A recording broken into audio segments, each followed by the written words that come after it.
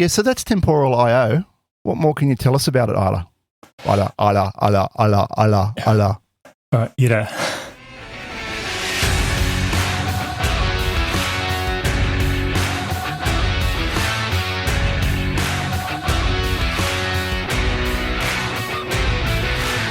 Welcome to GCP Life. This is episode number 7. Today's show is sponsored by Kasna. At Kasna, we make your Google Cloud solutions possible. I am your host, Stephen Bancroft. And on today's show, we watch the Kubernetes Documentary, Google launch a raft of new features, we take a look at temporal I/O, and we find out which cloud certifications are really in demand. But before we get to any of that, I want to welcome once again the host that's with me every fortnight, Ida Bailey. How are you going, Ida? I'm going good. Yeah, just had a busy morning. I realised I had scheduled a security cert exam for today and just made it in time and and passed. So I'm very happy about that. Well done. That's the Google Cloud Professional, Security Professional? Yeah, that's right. Yep. Have you? I'm just going to put it out there. Have you done the Network Professional cert? I have not, but I've spent too much time digging around in the network for that. Well. You've done them in the right order. You do the security one first, and I tell you what, you're going to have it handed to you if you sit that network one. Okay, that's a piece of work, but I'm sure you'll smash it in Ida. I'm sure you'll smash it. Cool. Yeah, and that's an excellent cert. You'll learn a lot doing it as well. Yeah. There's a few gaps kind of highlighted for me as well. I was like, that's right. The whole difference between private and restricted Google APIs. Yep. So yeah, I need to figure that one out. Using private Google Access. Yep. Yeah. But you've done it the right way around because the security cert will introduce a lot of concepts that are talked about that you tested on in the network cert. I did them the wrong way around. I did the network cert first, and it was okay. You know, I figured it all out. But then when I started studying for the security one, I went, oh wow, okay, the penny dropped. Right, I should have done it that way. Yeah. Look, while we're on the subject of certs, we probably just should talk about a correction from last week. I think I talked about the data and the ML certification being in the same cert. That's incorrect. The reason I said that is because a cloud guru lumped the data and ML learning path into one learning path, and you do all the courses in that learning path. The correct lists of certifications are, as we just talked about, the security professional, the network professional, the cloud architect, the cloud developer, the data engineer, the cloud DevOps engineer, the collaboration engineer, and the machine learning engineer. So data and ML are actually distinct certifications. Just to make sure we get that correct on this show, because we're all about getting things correct. I went and priced up a new rig during the week. Not cheap, I'll tell you what, not cheap. At the moment, I'm looking. I like the idea of Ryzen 9. I want the cores. My current systems are 12 thread, well, 6 core, 12 thread. The Ryzen's a 9 core. It'll give me 24 threads. Place I'm looking at, it's got a good package with a X570 ASUS motherboard. 32 gig RAM, RTX 3080. I was thinking 3070 Ti. But if you want to get the OC model, which I'm not much of an overclocker, the price basically falls out to be the same. You might as well get the 3080. Yeah. I mean, that's basically all the water. I mean, I'm talking in the ballpark, 4K ballpark, just to do that. Stings. Almost, that's the GPU, right? Well, the GPU is half of that, yeah, about $2,000. But I figure it'll be a 10-year build, right? I mean, the system I've got now is past 10 years. If you're lucky, you can, a couple of years, you sell the GPU for 4K, right?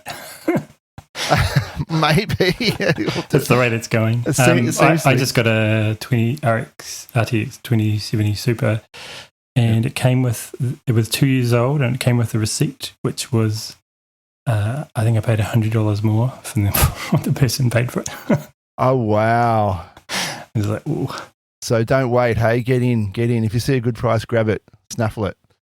And this particular one is a low hash rate card, so and that seems to be the only reason they have stock. Yeah. The vendor I'm looking at, the ones that don't say low hash rate, they're out of stock of those cards. Funny that. Yeah. Oh, and the other thing I want to say, pro tip, anyone listening, this is what I've been dealing with this morning. If you're doing infrastructure as code, please resist the temptation to go into the project and ClickOps stuff. That's what I've been unpicking this morning. Problems that have been caused by ClickOps. Terraform state. And you go to deploy something in Terraform, and it either throws an error, something like, oh, that resource exists, or I can't delete that resource, or something along those lines. And then you basically have to unpick everything, and you've got all dependencies all the way down the line for all the resources. And and then you cause problems. Sometimes. So don't do it. Don't do it. Make another project, right? So the way you should be doing your ISC is developing your pipeline so that you can easily deploy that and just drop it into another project. We've got that beauty in Google Cloud. And that's the way I've done this project.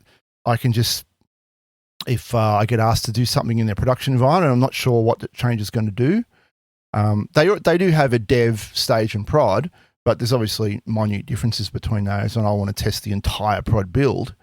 I've done the Terraform in a way it's wrapped up in some bash so that I can just deploy that Terraform to a fresh new project and it just installs straight away as a prod environment. And then I can change and test and do whatever I like. Sweet.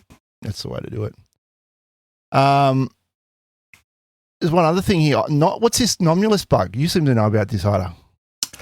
Yeah, I was just taking a look because we're talking about Google Cloud. Taking a look at some of the open source repos that Google has got. And I saw the Nomulus is Google's domain registrar software, and it's all open source. It runs on App Engine. And I just saw that they have we're using a library from 2019, which allows you to it's used for checking your authority on your domain and whether you have authority for that particular domain. And it seems to just be someone's raised an issue saying you should really fix this, and it's been sitting there for quite a while. So I'm just like, be interesting to take a poke at it and see what you can do. So I've been actually built out and deployed the whole Nomulus registrar stack. Actually did that last night in my own project. Fun little project. Yeah, it's pretty crazy just to see how the domain name sausage gets built. Which it's pretty crazy, the scope and architecture of everything that they've set up. Right. So could you leverage this bug? I thought I would deploy it first into my thing and then poke around. I can update the next podcast. Yeah, okay. All right. But I didn't want to go full steam. Ida's ongoing hack project. We'll keep you updated. But the link will be there in the show notes. Have a look at that. This apparently is what's being used currently inside Google. And they've got this open CVE on it. So interesting. All right, let's get cracking and talking about how the sausage is made. The Kubernetes documentary, it's been released. It's out. Did you get to see it during the week? Yeah, I've seen part 1. I haven't seen part 2 yet. I think it just came out. But really interesting to see how, just the logic they went into behind, why we have to build this thing and get it working. What were your thoughts? Yeah, I watched both parts. Look, it covers a period from about 2013 to 2017. I don't want to give too much away because people have got to watch it themselves, right? But they spend a lot of time talking about Docker, and that's more or less part 1 where they're talking about Docker. And of course, they talk about the Solomon's demonstration at .scale in 2013, that was a big impetus to kick this thing off. And I think inside Google there was a small group that more or less wanted to create a personalized Borg system. That was kind of the inspiration for Kubernetes. And there were other container systems around at the time, but they were sort of bulky. They required a lot of engineering to work with. They were really sort of limited to big enterprise environments. And the thing that set Docker apart, obviously, was its simplicity and the fact that it was open source and was available to everyone. And they were able to more or less create a personalized Borg system using Docker and hack together some scripts.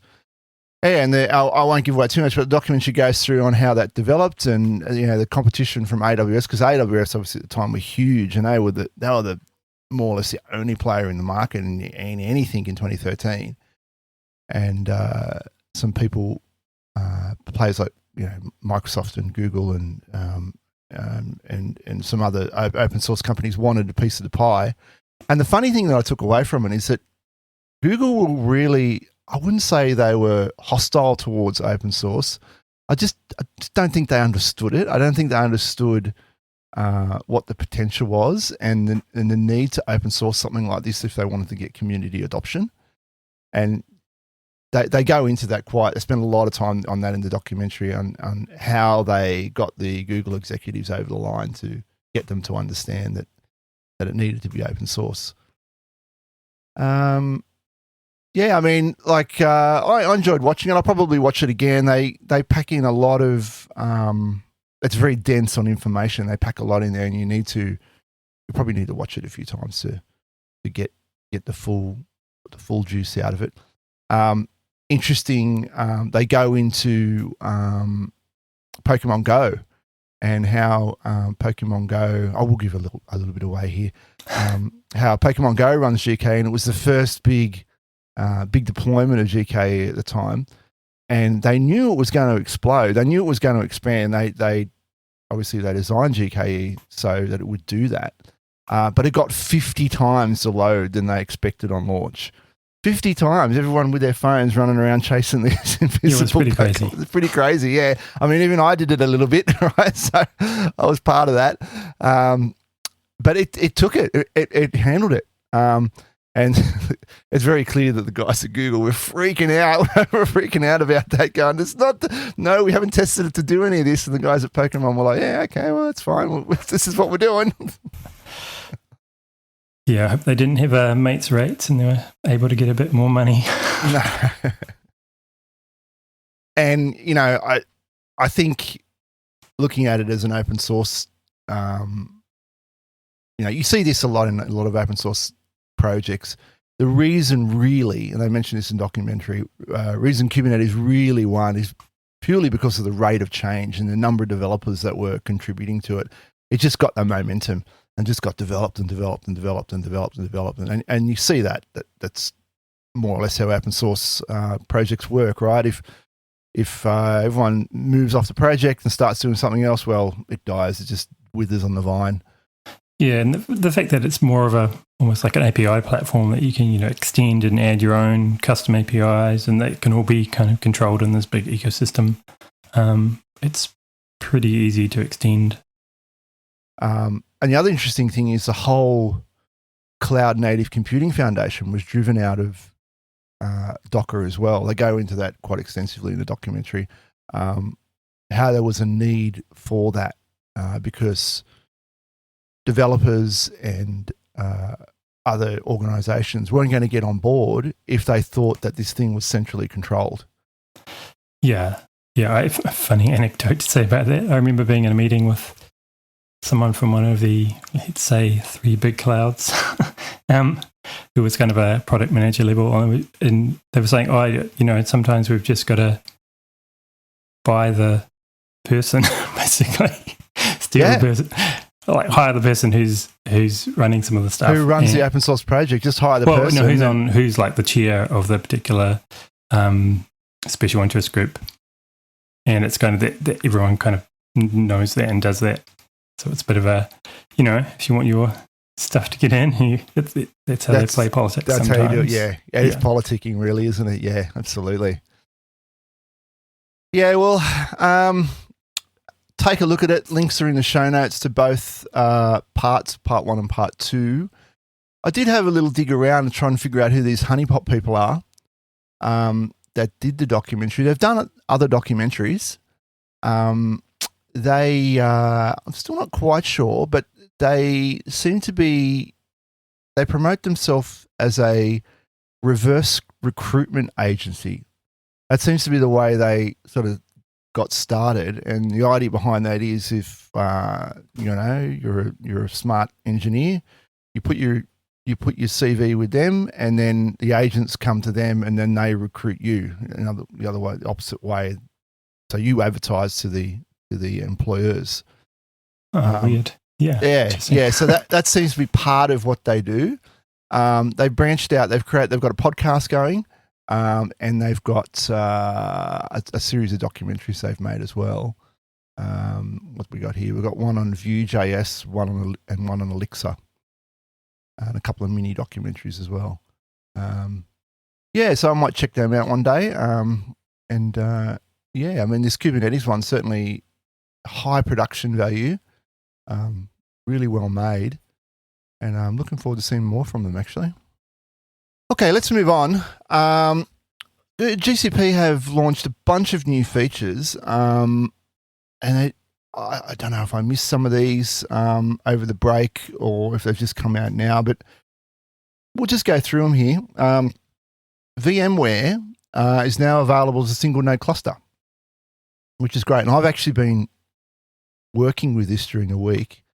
Of course, in the past, if you were going to deploy to GCVE, you'd need to spin up a multi-node cluster and do all the faffing around that comes with that and the cost that comes with that. This is not for the faint-hearted, I must say. But now you can have a single node cluster, and the way it works is you just spin your single node cluster up, do your POC or whatever you need to do. It survives for 60 days, and at the end of 60 days, it deletes itself. If you want to, before that 60 days expires, you can upgrade it to a full cluster, a full multi-node cluster. That should be enough to run up an adequately sized bill to what you need to do. Really handy. So what would be the use case? More like testing out will this VM run in the cloud kind of thing without having to build a whole cluster? Testing, training, POCs, cool. that kind of thing. And that's kind of what I've been doing as well. I had to learn a couple of things where we're doing some stuff with HCX, which is the like vMotion that's included with it. It does two things. vMotion's a server, and it stretches it tunnels layer 2 across the two sites. So when you vMotion, it takes all the IPs and everything with it. That's what I've been trying to play with and learn and figure out how that works. So that's really handy to have. And the trouble is, if it's still prohibitively expensive. If you're an individual trying to learn this stuff, I wouldn't be doing it on GCVE. I mean, your best bet, sadly at the moment, if you want to learn VMware, get a secondhand server and put the trial license on it and learn it that way.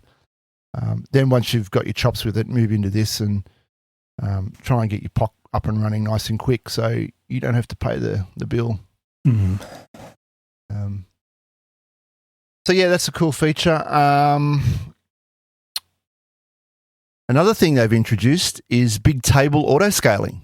Big table nodes now support up to 5 terabyte per node, up from 2.5 terabytes for SSD, and 16 terabytes per node, up from 8 terabytes for HDD. Cluster groups provide flexibility for determining how customers can route their application traffic.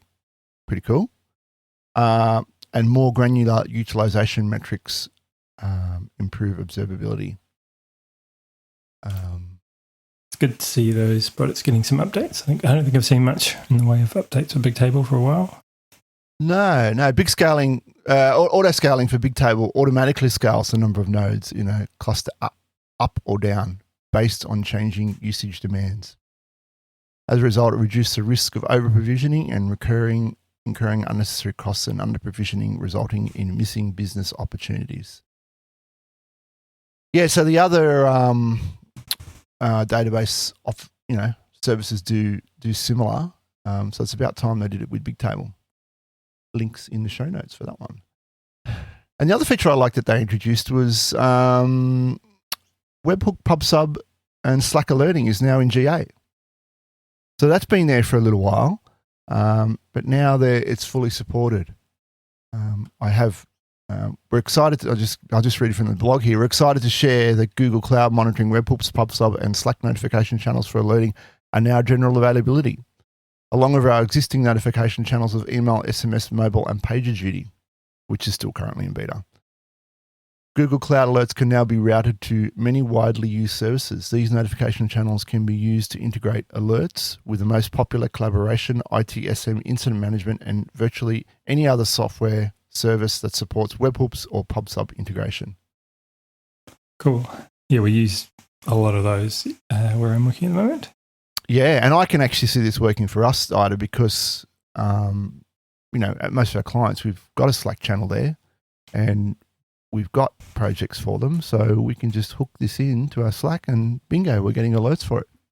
Yeah, and if you are using it for incidents, you definitely want it to be a GA service, not we're just going to change it. And exactly, if this is going to be your primary alerting mechanism, you need it. But I wouldn't just go with one of these anyway. Depending on the severity of the incident, I would be using 2 or 3 of these channels at least. Definitely email. I mean, that's harmless, right? You can just email it out, and then the user can manage the email at their end. SMS is a big one, right? Because everyone's had the phone. Anyone's worked in operations had the phone near their head at night, and the SMS goes off, and you jump on it, right? But now we've got Slack as well, so we can do a lot with Slack, and we can even sort of move down the automation path with Slack. So yeah, I was happy to see that in GA. And finally, this last new feature that's been released, I really like this one. I don't know if you've ever played with AlphaFold, Ida. I have not.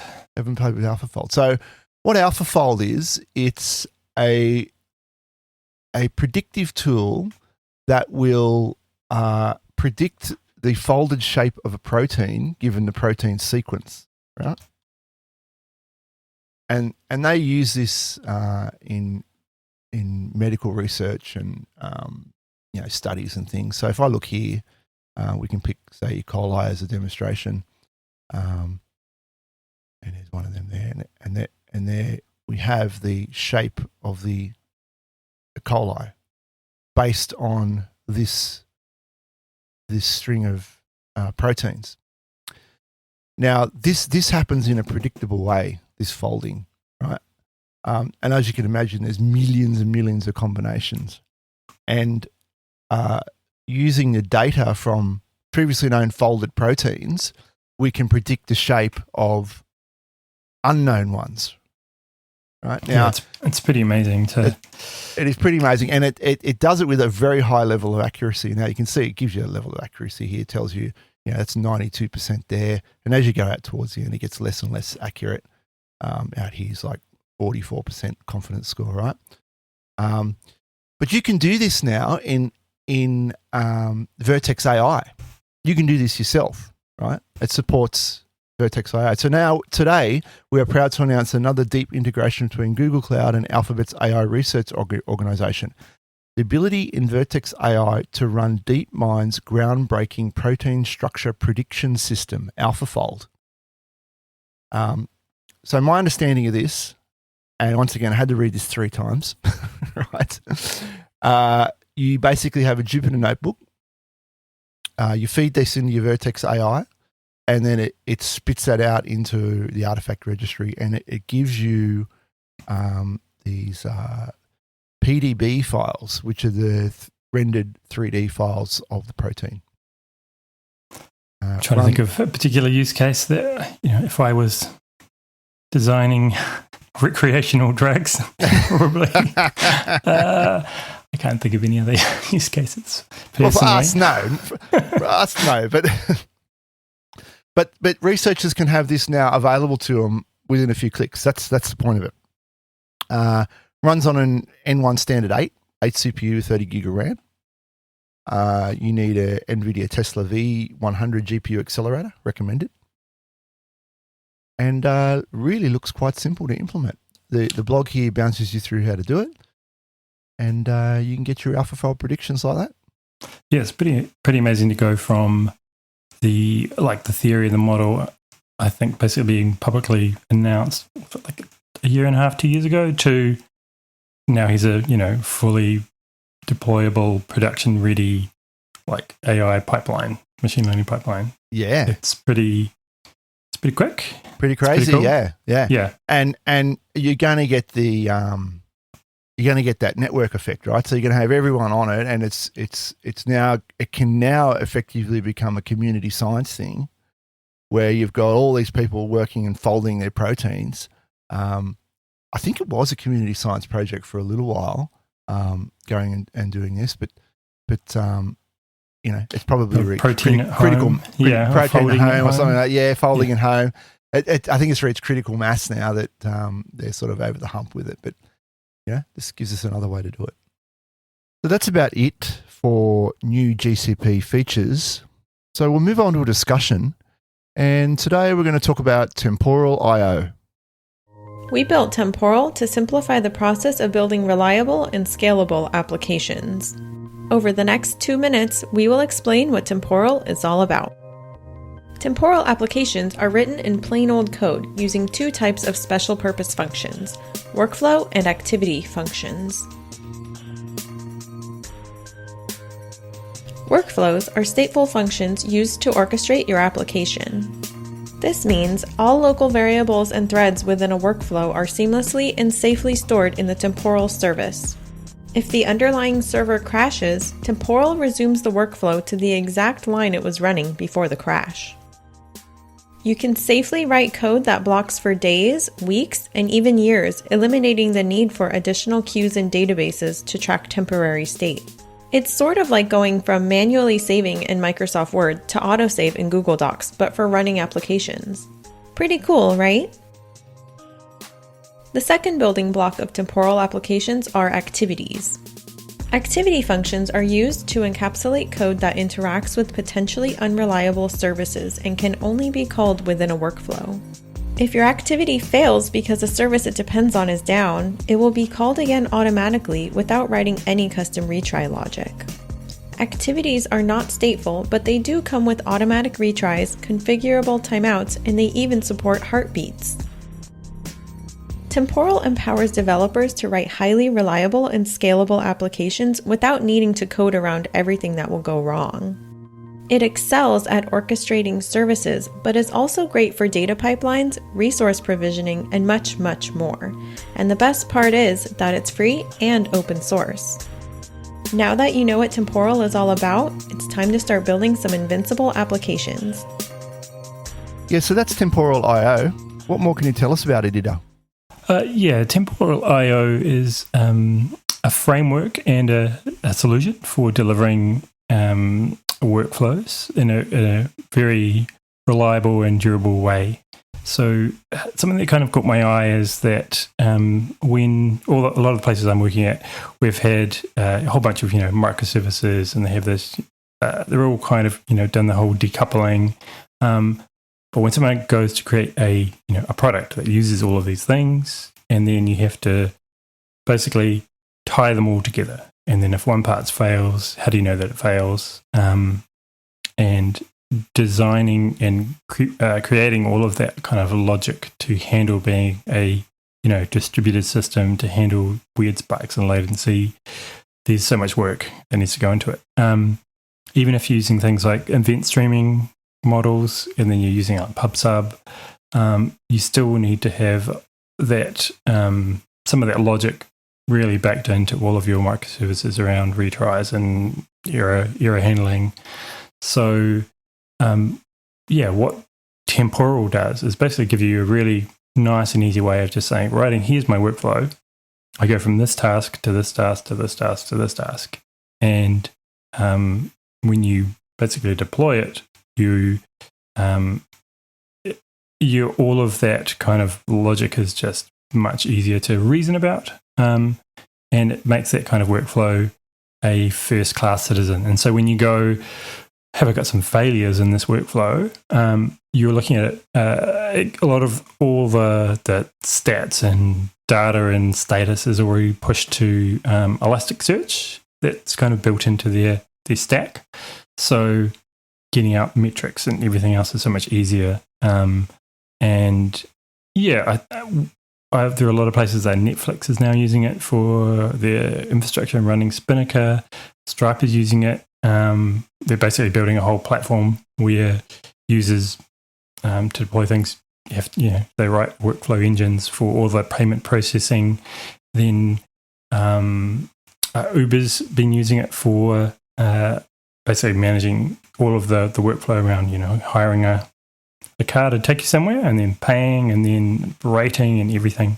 It's really interesting kind of history of like who the developers were. So there's a couple of developers, engineers, Maxime and I think Samar, and they both worked on developing SQS, and then they also the simple workflow service in AWS, and then one of them worked for developing Azure Service Bus, and which I actually have used in the past, and then that got turned into Azure Durable Function. So they have, SQS came out in 2004. It's quite a while ago, so they had a lot of experience building these like workflow engines. They came together at Cadence to develop Cadence in Uber, and then they basically 2019 they quit and basically forked Temporal and turned it into their own project and company.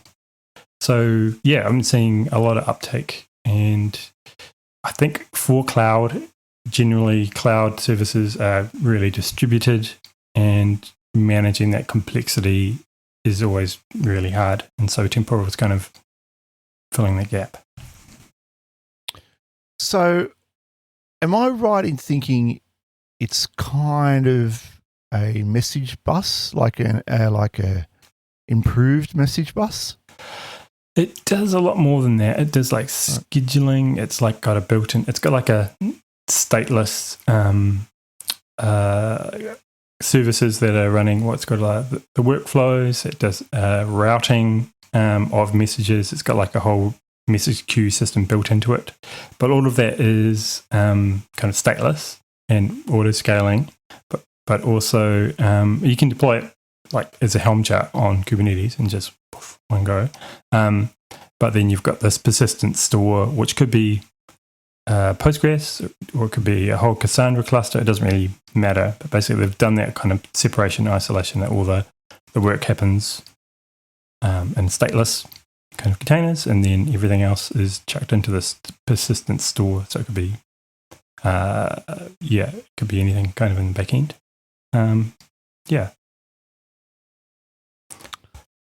Okay, so how would I implement this if I wanted to use it in some code I was doing? So they provide a bunch of SDKs. So whether you're writing in Java or Go or Ruby or Python, you basically import the libraries, and then you just a bit of configuration saying, here's my temporal server. Basically, you create, you push tasks, and you can push. You have a workflow definition which goes, this is what needs to happen, and you describe the steps, and each of those kind of steps would be calling another activity which is kind of registered in the system. There's a whole bunch of finer details about how everything works. But yeah, so there's a handy little CLI tool. You can kind of just query state of workflows. It's got a UI. You can kind of click around and look at the state of things and see actually like timing flows about from which stage to which step. And then it can give you, the cool thing is, so once you've got it all tied in and you've got it built into your code, when a step fails, you'll get a direct the logs will be pushed into temporal. So you see, right here is the error message for this particular step. You don't need to figure out on some weird queue somewhere it failed. Like it's all nicely tied in.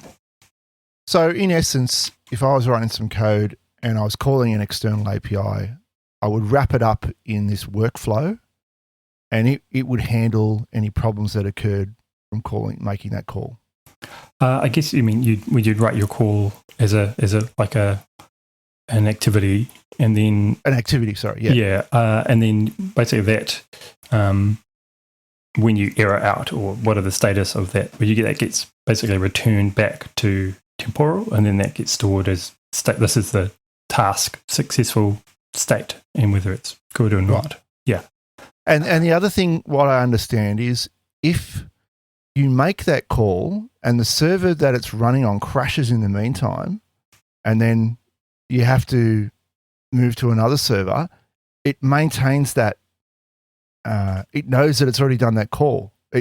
Yeah. So if, say, for example, your container or Cloud Run or something that was running that it just somehow died and it didn't return a response, the workflow engine that's running is checking the state all the time, saying, "Have I got a return from this?" And you set these like default timeouts. So you set your own timeout and says, "Oh, I haven't got a response. Try the activity again," and that'll go off and create a whole another work task, or put that basically to live nodes somewhere that can run that task, and then until it's complete. Until it's completed. Yeah. Or then it just moves to the next step. So for Uber, they're using it for when you register. I want to pick up going from this location. They've got this whole step. Is the car here yet? No. Keep trying. Is the car or has a driver accepted? And they have the whole workflow.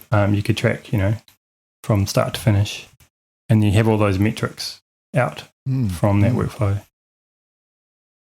And then you're really modeling in a better way the I guess the customer journey, as they say, your user stories, right? And you're tying those metrics to individually to, I guess, part of the product, not these individual microservices, which are all kind of, they don't really relate. Exactly. Right, you just got all these microservices doing all these things. There's no kind of glue holding them together. Yeah, and the cool thing is it doesn't have to be like a microservice. You can just write some code that says, "I'll go off and raise a Jira ticket." Sit there waiting till the next 3 days until that status of the Jira ticket has moved to closed, or or anything.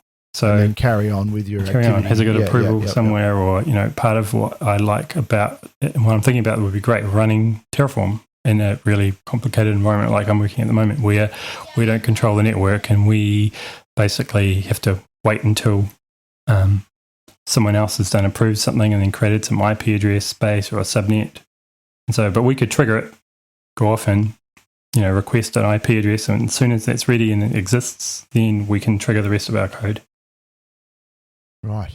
Because the things, the activities can be blocking, can't they? It doesn't matter if We'll just sit there forever. All right, however long you set. However long you set. But I think Terraform's got a default 1 hour. That's all. Yeah. Okay. So this is ideally for long running tasks. Well, things that could be long running and need to be retried. Yep. Yeah. Okay. Well, it certainly sounds like interesting tech, and you have implemented this somewhere. I thought you said. How? Not where, but how? That's a better question. I've just taken the Helm chart that they've got, chucked it on a local Kubernetes cluster, and just deployed it locally and tested it. They've got a great forum, community.temporal.io, and you can just ask some questions and help out. Seems quite cool. Cool. Well, that's Temporal.io. I just wanted to finish off here with the one that's probably a little bit lighter subject, not such a heavy technical subject. This one, come across this article: top 10 cloud computing certifications. Now, there are Google Cloud certs on this list, I'll have to say, but we're not number one. According to this list, the number one is AWS Certified Cloud Practitioner. That really comes as no surprise. I'm not sure about that cert, but they do say, it says this course covers the basics of IT as well as the core functionality of AWS services. So it sounds like an intro to AWS cert, which is interesting because the next one, Microsoft Certified Azure Fundamentals, is also an intro to Azure. And the third one, Google Associate Cloud Engineer, we made the list, is also an introductory cert. So the top 3 certs are introductory certs. Someone having some basic idea of cloud is really quite good. Yeah, and I don't know, we talked about multi-cloud last episode, if you were shooting for a sort of the multi-cloud angle, they're probably the 3 to get, right? Yeah. I would say so, yeah. It's going to give you hands-on across all 3, and you're going to get a taste for it. And, if you're not in the cloud and you want to know what the best ones are, the best cloud is, what suits you, then that's probably the way to do it. Do those 3, find out which ones you like, and then go deeper from there. But then, interestingly enough, number 4 on the list, now we start to get to the heavy hitters, the Google Professional Cloud Architect. Yeah, that's the big one. That's the big one, right? That's the big one. But it's not Azure, it's not AWS, it's the Google Cloud Architect, right? Yeah. You take the 3 introductory ones out of it, and effectively the Google one tops the list, right? That's the way I read it anyway. Yeah. And this was actually the Google Professional Cloud Architect was the first Google Cloud certification I sat, and there's a lot in it. Yeah, not having much Google Cloud experience and trying to digest all of that took a while. It took quite a while. So probably don't go for that first if you're new to cloud. Go for one of the ones we talked about before. Number 5 on the list, Microsoft Certified Azure Administrator Associate. So they have the Azure Fundamentals and the Azure Administrator Associate. People with prior experience in IT support or as system administrators. Well, there you go. That'd be a good one to get if you were, a traditional Microsoft sysadmin and wanted to get into cloud. Then that's probably the way to go. Yeah. Number 6 on the list, Microsoft again. Microsoft Certified Azure Solution Architect Expert. So that would be the equivalent to the Google Professional Cloud Architect, I'd imagine. Yeah, it is. Yeah, I did that one actually. You've done that one? How was that? That was actually pretty hard. It was because you had to learn bizarre, weird things that your brain doesn't want to learn, like Windows Communication Framework, WCF, running on IIS on like Windows Server 2006 or something. Oh. And how does it tie in with Azure Relay? This is all coming back to me now. Which is a product which I don't think anyone uses. But if you do happen to run some very old on-prem stuff and you want to push stuff into Azure, then that's. But anyway, it was pretty hard. But yeah, good exam. Yep. Excellent. And then coming in at number 7 is equivalent course in AWS Certified Solution Architect. That's at associate level, not a professional level, which is interesting. I assume they have a professional level one. That's the AWS, yeah. AWS, yeah. Designed for cloud solution architects with some experience, yeah. And then they rounded off here with a couple of weird ones. CompTIA Cloud Plus. I didn't know that this cert existed. I knew there was a CompTIA for everything. Everything. But my understanding was that it was sort of general computing, more general computing. But this is non-vendor specific. I imagine just tell you about cloud stuff. Same again for number 9, Certified in Cloud Computing. York University delivers that one. And number 10, cloud computing specialization. Just another University of Illinois covers core distributed system concepts and cloud applications to fundamentals of cloud networking. So they're your top 10. You've got, the way I see that, the way they've broken that list down, you've got your introductory certs, your associate level certs, and then your architect certs. Yeah. That's more or less the way they're looking at it. So they're trying to say, here are the certs that'll cover everything. There's not really any specialized certs on that list. Yeah, it's strange seeing the expert level or professional level one for AWS Architect off that list. I didn't actually take a look at how they, created this list, but interested to know whether scraping CVs or job ads and things. Interesting. This is Datamation. This article's on. I'll link to it in the show notes. They don't really give details on how they derived that list. Maybe cloud computing job market. Yeah, possibly. Yeah. They've taken it from CVs, possibly. But interesting read. Most the big guys have all got at least 2 on there. Well, what's that? I mean, AWS has got 2, Google's got 2. Actually, Microsoft appears 3 times. Yeah. So, yeah. Both their expert and associate administrator and expert level, and the fundamentals. So interesting list. Google Cloud's on there. I'm just going to stick with my Google search for the moment. There's plenty there to learn. Yeah. Yeah. All right. And we'll just finish up with a bit of housekeeping. If you don't subscribe to the GCP weekly newsletter, I think it's a weekly newsletter, isn't it, Peter? Yeah. By a guy by the name of Zenko. He summarizes a lot of new, Google articles and a lot of Google Cloud news stories, and he lists podcasts on there. We are now listed in his newsletter. Awesome. So I was pretty happy when I just sent him the email, and bang, next newsletter that came out, we're listed on there. So that was pretty cool to see. So it's all official now. It's all official, and look for us on LinkedIn as well. There'll be regular posts on LinkedIn from Kasna, and you'll hear our dulcet tones in the ads, I'm sure. All right, well, that's about it for us. You got anything to add, Ida? No, it's been great. I'm happy to, that we've officially launched this podcast. We're officially launched now. Yeah, it is awesome. It is awesome. And slightly horrifying as well. Yeah, out of stealth mode.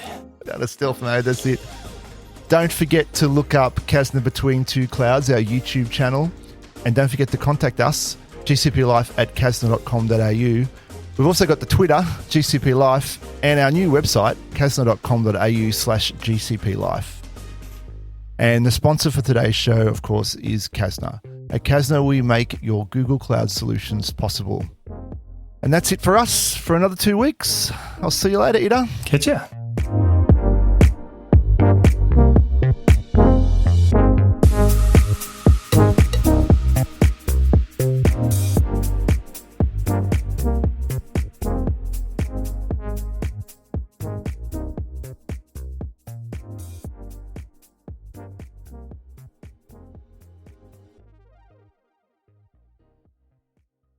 Didn't feel like 51 minutes.